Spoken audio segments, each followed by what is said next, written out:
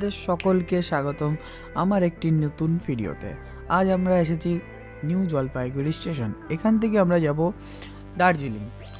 আমরা এই মুহূর্তে জলপাইগুড়ির থেকে গাড়ি ধরে এখন বেরাচ্ছি দার্জিলিং, যেটা আমাদের টাইম লাগবে মিনিমাম 8 থেকে 9 ঘন্টা।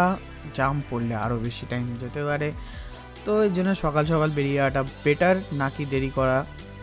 তো জলপাইগুড়িতেই এত ঠান্ডা কি বলার মতন না, সবার অবস্থা খারাপ। আমরা যারা সবাই জড়সড়ো হয়ে রয়েছি, এত ঠান্ডা লাগছে এই সময়। তো আমরা গাড়ি করে বেরিয়ে তো পড়েছি, আর এখন সকাল হয়ে গেছে। এই মুহূর্তে আমরা হাফ রাস্তাও আসেনি পাহাড়ে ওঠার পথে।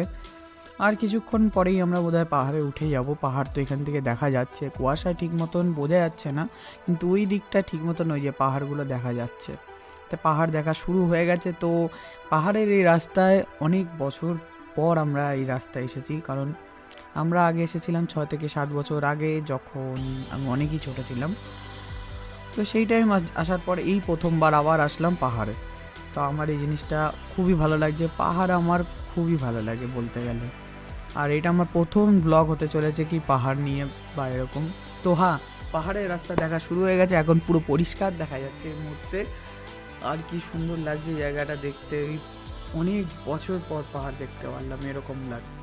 যাদের যাদের এই ভিডিওটি দেখতে ভালো লাগছে তারা প্লিজ লাইক অ্যান্ড সাবস্ক্রাইব করতে ভুলবেন না, কারণ এই দুটো জিনিস করলে আমাদের মনে খুব ভালো লাগে আর আমরা ভিডিও বানাতেও অতটাই প্রোৎসাহিত হই। তো এখন আমরা পাহাড়ে উঠতে এখনও আমাদের টাইম লাগবে মিনিমাম আধা ঘন্টা মতন। তো আর এদিকের ভিউটা সব থেকে ব্যাপক লাগছে, ওইদিক দিয়ে সূর্যটা উঠছে আর সেটা আমি দেখাতেও পারছি না, কারণ ওইদিকে ড্রাইভারবাবু গাড়ি চালাচ্ছেন। তো এই দিকটা ভাবছি আপনাদের দেখি, এদিক কি সুন্দর লাগছে, জানি না কতটা ক্যাপচার হচ্ছে, কিন্তু আমি বুঝতে পারছি না জিনিসটা এতটা সুন্দর লাগছে দেখতে। বরঞ্চ আপনাদেরও লাগতে পারে যদি আপনার প্রথমবার কোনো দিনও পাহাড়ে ওঠেন, প্রথমবার হোক অনেক দিন পর হোক। আচ্ছা, আমাদের পাহাড়ে ওঠার রাস্তা শুরু হয়ে গেছে। এবার আমরা পাহাড়ে উঠতে পারবো। এখান দিয়ে আমাদের সোজা একটা চেকপোস্ট দেখতে পাচ্ছি। হ্যাঁ, এখানে একটা চেকপোস্ট আছে, যেটা তোমার বোধহয় টোল দিতে হবে পাহাড়ে ওঠার বা এরকম কিছু।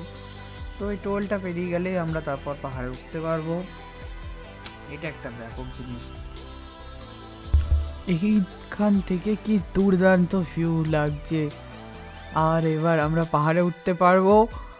এবার আমাদের পাহাড়ের রাস্তা শুরু হলো।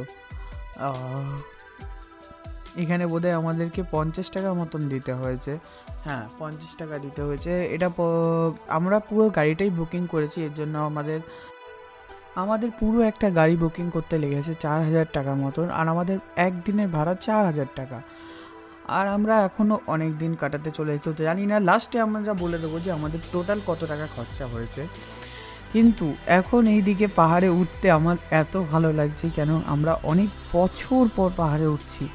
আর সবথেকে বড় কথা, পাহাড়ে ওঠাতে গেলে আমার বিশাল বড় ভয় লাগছে, কারণ আমার ভমিটিং হয় প্রচুর পরিমাণে। আর বেশিরভাগ হয় তোমার গাড়ি এখন ব্যাকে, মানে পাহাড়ে ওঠার সময় ওই টাইমটাই আমার বেশি হয়।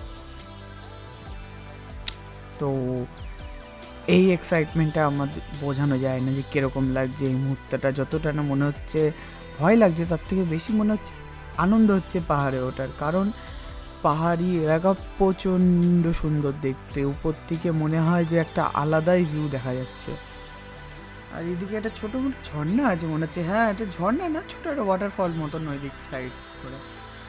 চলো এবার আপনারা ভিউটা এনজয় করতে থাকুন, কারণ খুব সুন্দর ভিউ পেয়েছি আমি এখানে।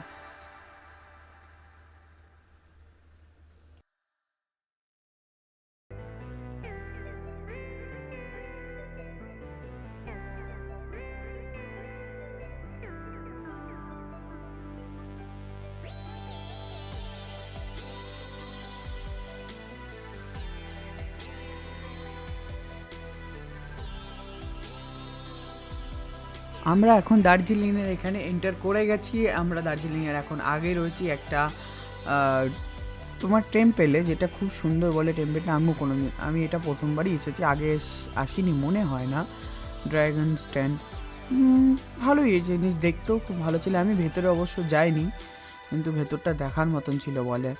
আর এই জায়গাটা নামার পর এত ঠান্ডা লাগছে বলার মতন না। দার্জিলিংয়ে আমি প্রথমবার, আমার তো আগেও আসা হয়েছে কিন্তু এবার প্রচুর পরিমাণে ঠান্ডা লাগছে। আমার হাত বের করতে ইচ্ছা করছে না পকেট দিয়ে, মোবাইল বের করে শ্যুট করার তো দূরের কথা, এত ঠান্ডা লাগছে আমার।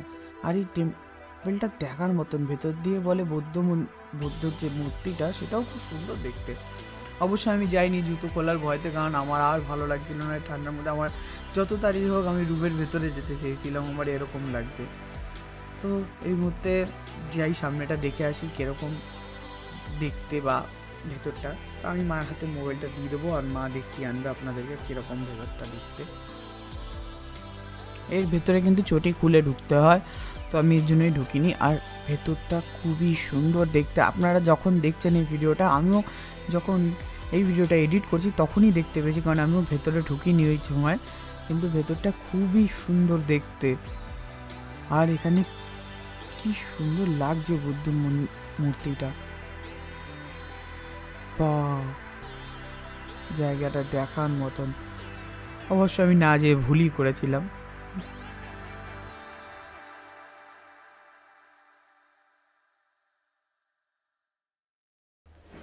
এত কিছু দেখার পর আমাদের সবার পেয়ে গেছিলো অতিরিক্ত পরিমাণে খিদে।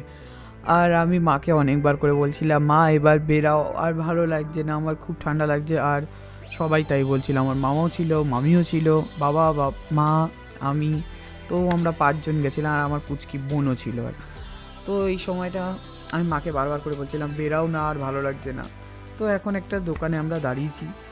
এই জায়গাটা একটা ঠেকুয়া, আপনারা খেয়েছেন নাকি আমি জানি না, ঠেকুয়ার মতনই একটা জিনিস, ওটা আমাদের ফ্রিতে কমপ্লিমেন্টারি হিসাবে দিয়েছিল। আর ওখানে আমাদের একটা থুকমা তৈরি হচ্ছিল। থুকমা তো আপনারা জানেন দার্জিলিং গ্যাংটকের দিকে ফেমাস একটা ডিশ, যেটা খুবই প্রচলিত ওখানকার লোকে, ওখানে অনেকেই এই জিনিসটা খায়। আর এই ঠেকুয়া জিনিসটাও আমার খুব ভালো লেগেছিলো, ওরকমই টাইপের খেতে, টেস্টটাও বেস্ট। আর আমিও প্রথমবারই খেয়েছিলাম, আমি কোনোদিন আগে এটা খাইনি। মামা আমাকে একটু দিল, তো মাকে সাজছিলাম, মা খেলো না, মা বললো না আমি তেলে ভাজা খাবো না।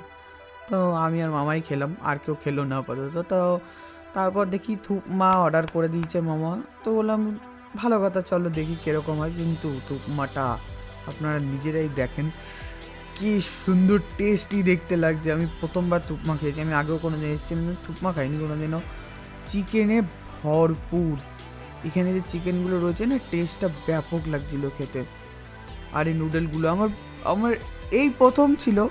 আর এই দ্বিতীয় আমি পরেও বলবো যে এই প্রথমবার আমি থুকমা খেয়েছি, প্রথমবারের থুকমাটা সব থেকে ভালো লেগেছে। এরপরেও আমি আরেকবার খেয়েছি দার্জিলিংয়ে, কিন্তু আমার ওইটা অতটা ভালো লাগেনি।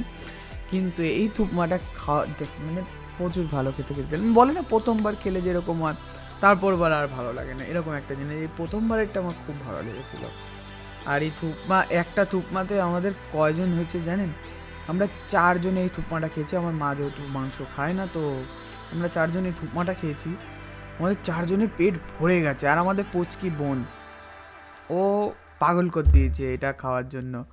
অবশ্য আমরা দিইনি, জিনিসটা অনেকটাই অয়েল রয়েছে, বাটার রয়েছে, তাছাড়া এই জিনিসটা ভালো হয় না। আর খুবই সুন্দর সুস্বাদু খেতে ছিল। আমি বরঞ্চ একা পুরো হাফ খেয়ে নিয়েছি, আমার মনে হচ্ছে এটা। তো যাই হোক, আমরা এটা এখন এনজয় করছি। আপনারা ভিডিওটা এনজয় করলে আপনারা লাইকটা করতে ভুলবেন না, আর শেয়ার তো করবেনই, শেয়ার না করলে ভিউজ হয় না। চলো, ওই আমার পুচকি বোন আমার পাশেই বসে আছে, আমি খাচ্ছি, আমাকে বারবার বলছে আমাকেও দাও, আমাকেও দাও। তা আমিও ভিডিওর সাউন্ডটা এখানে দিইনি, কারণ এই জায়গাটা প্রচণ্ড ক্রাউড ছিল, এই জন্য আমি অ্যাড করিনি এই জিনিসটা। তাহলে এখন আমরা দার্জিলিং স্টেশনে এন্টার করে গেছি।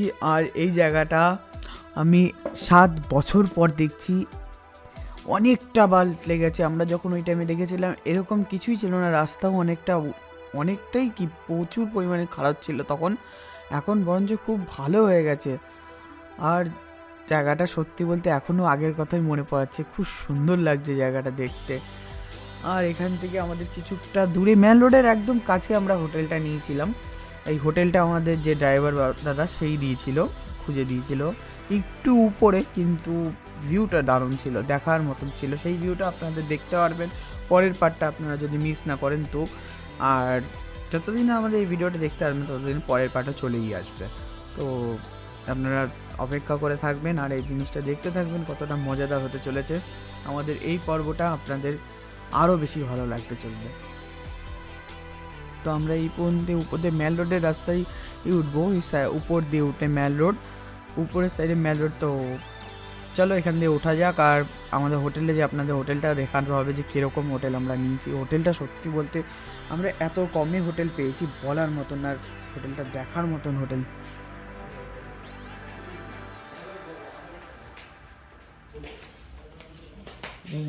ये रहा पूरा रूम,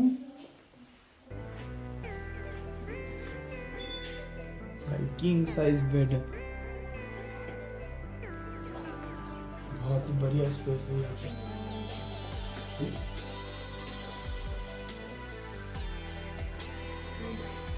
और ये रहा बाथरूम, बाथरूम में गीजर भी है, बढ़िया है। चल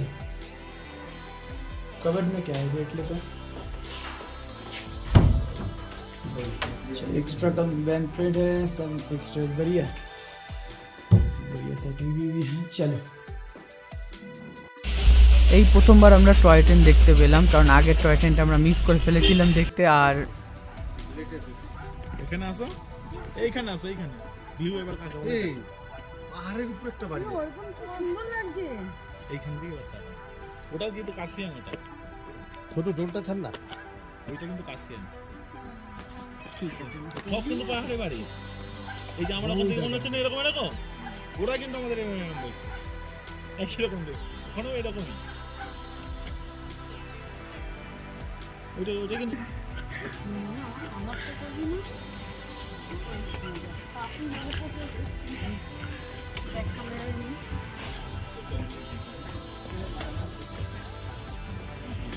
সব দাম হয়ে গেছে।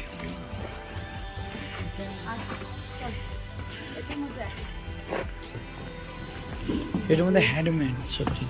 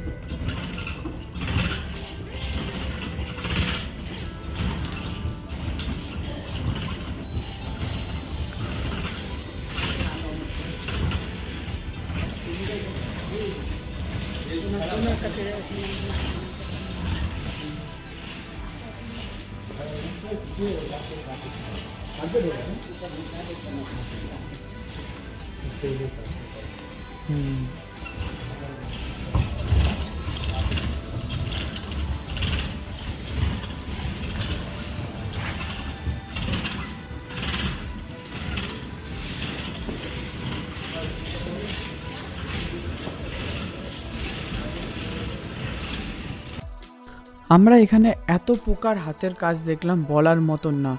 আর আপনারা এখানে দেখাচ্ছি এখানে কিভাবে তোমার হ্যান্ডমেড পাপোশ বলে না, পাপোশ বা কার্পেট।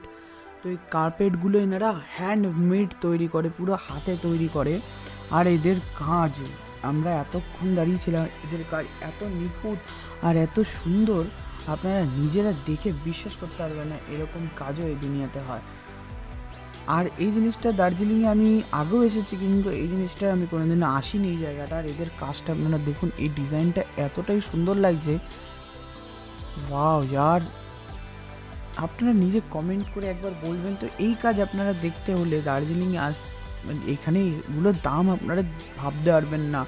যেহেতু এগুলো অনেক হ্যান্ডমেড করে, তো এগুলো প্রচুর দাম। এক একটা আমরা দাম করেছিলাম ওই টাইমে, তো আমাদের বললো 3.5 লাখ টাকা একটা গোটা কার্পেট। আমাদের শুনে অবস্থা খারাপ হয়ে গেছে ওই টাইমে, এত দাম। তখন বললো হ্যাঁ, এনাদের এই জিনিসটার দামটা হবেই, কারণ এনারা অনেকটাই পরিশ্রম করে এটা তৈরি করছে।